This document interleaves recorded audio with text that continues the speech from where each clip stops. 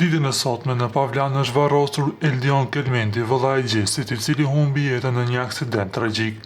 Ceremonia martore u mbajt me një pjesëmarrje të madhe të familjarëve, miqve dhe të afërmve që u mblodhen për t'i dhënë lumtumirin e fundit të riut.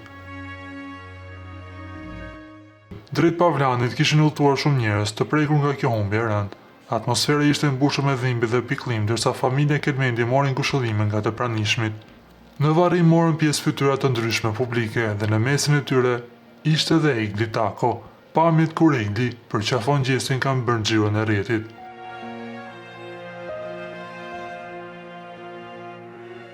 Në mesin e të pranishmeve ka qenë dhe këngëtarja Xheneta Fetaho, e cila ka ardhur për t'i shprehur ngushëllime dhe përkrahje ndaj familjes në këtë moment të rëndë.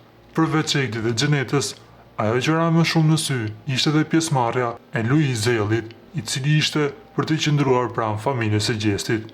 Yll Limani, Dafina Zeqiri dhe shumë artistë të tjerë po e përkrahin Gjestin në këtë ditë mjaft të vështirë për familjen e tij. Nëpër rrjetet sociale qarkullon një video ku shihet këngëtari Gjesti duke përballur me dhimbjen, që nuk mund t'i mbante dot lotët gjatë ceremonisë. Emocioni i tij theksoi humbin e thellë dhe lidhjen e veçantë mes vëllezërve, duke lënë të kuptohet sa i vështirë është ky moment për familjen dhe miqtë e tij. Të pranishmit nderuan kujtimin e Eldionit me fjalë ngushëlluese dhe heshtje respekti. Shumë nga të afërmit dhe bashkëpunëtorët e Gjestit shprehan dhimbjen e tyre duke theksuar rëndësinë e unitetit dhe përkrahjes në një kohë kaq të vështirë.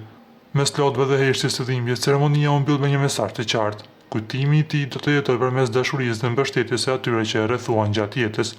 U presh në paqe, Eldion.